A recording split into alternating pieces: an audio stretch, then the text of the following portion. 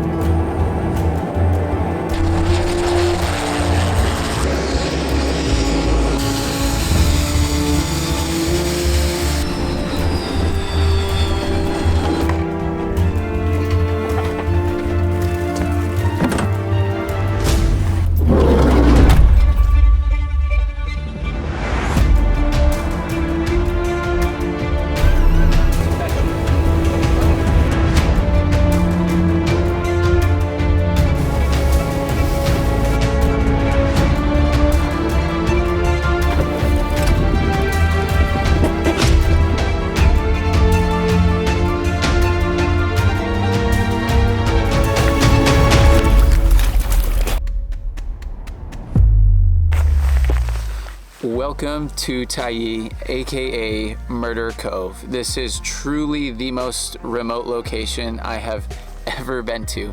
It took 2 planes, several taxis, and 2 boats to finally reach its shoreline. This is pretty much as off-grid as it gets. So you're probably wondering, why is this place called Murder Cove? And what is this about a family curse? Well, more on that later. Murder Cove is located on Admiralty Island. The entire island is a national reserve, save this one teeny tiny piece of private land known as Murder Cove. I originally thought it got its name from the fact that Admiralty Island has the highest population density of brown bears in the world.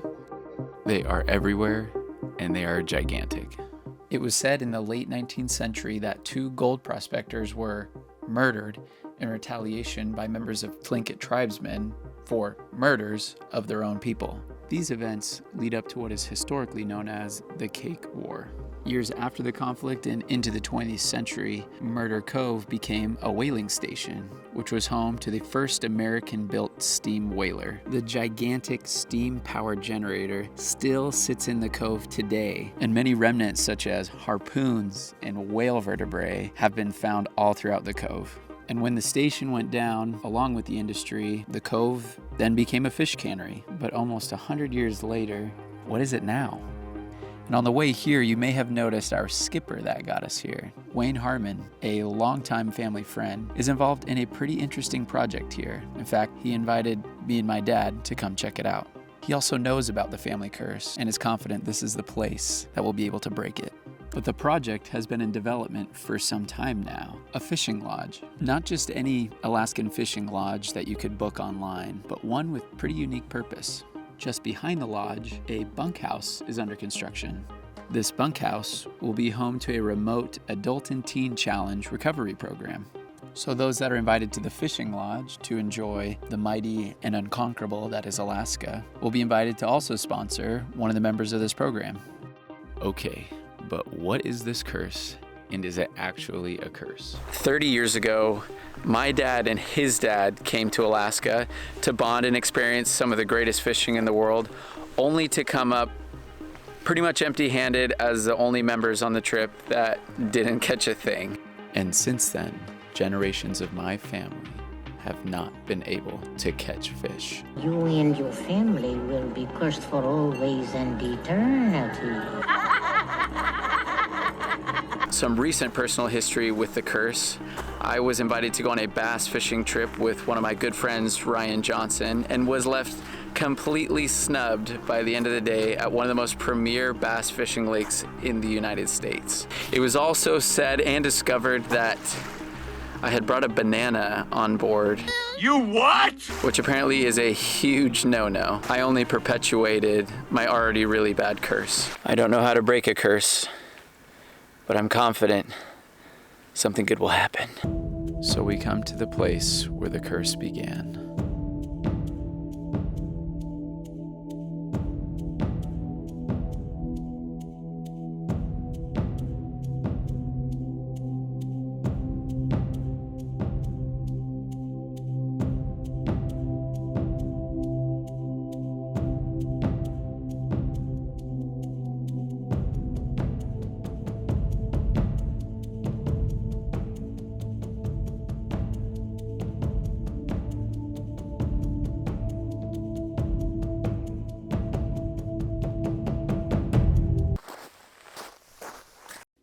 Tomorrow, we fish the bounteous waters of Alaska.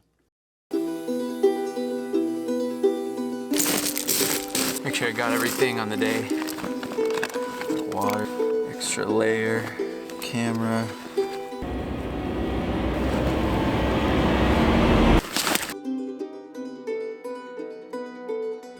Bye, Major.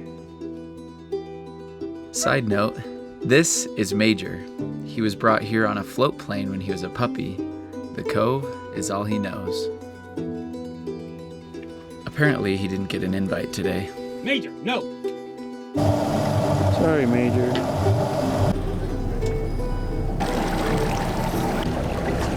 Tea's gone cold, I'm wondering why. Wayne was actually on that trip with my dad and grandpa 30 years ago. The difference is he actually caught fish, so he has stake in breaking this curse as well. Lingcod, halibut, black sea bass, rockfish, they're all along this ledge. I'm beginning to believe this is less a curse and more of a genetic problem. But the fish are there, so it seems the sage banana might be working. Got anything? Well, caught the ledge. The first hour of bottom fishing mostly involved Wayne teaching us how to get our bait unstuck. Dive. We're moving positions. Still releasing it. Still nothing yet. They require. Trying to stay positive, mostly. Bad luck and curses come in many shapes and sizes, but at least ours didn't involve getting to see fish.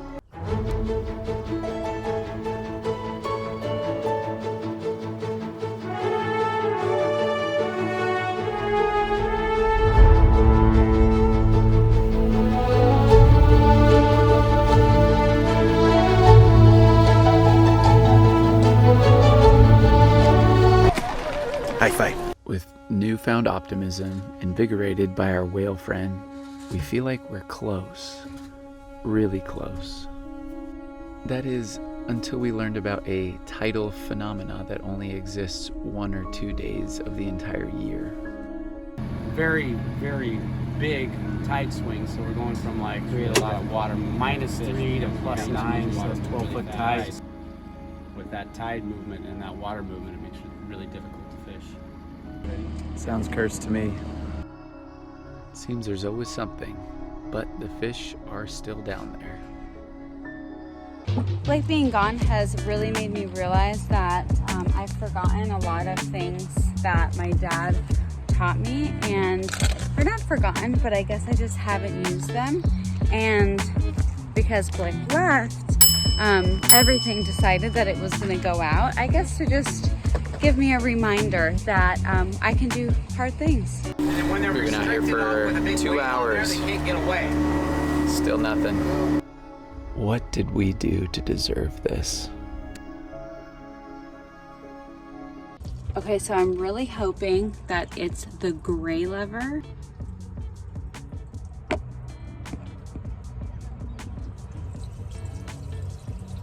Probably 30 miles. The closest place. Starting to lose faith. I tied my pole up in total defeat, and then all of a sudden, my dad's reel began to yank.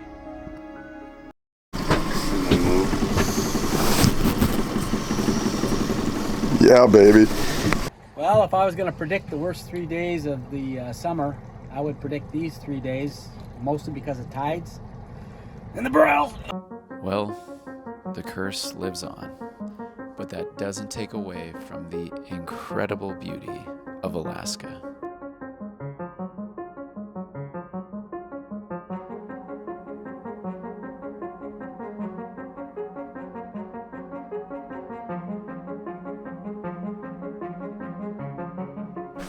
but it did feel like the sea life was rubbing it in on the way home.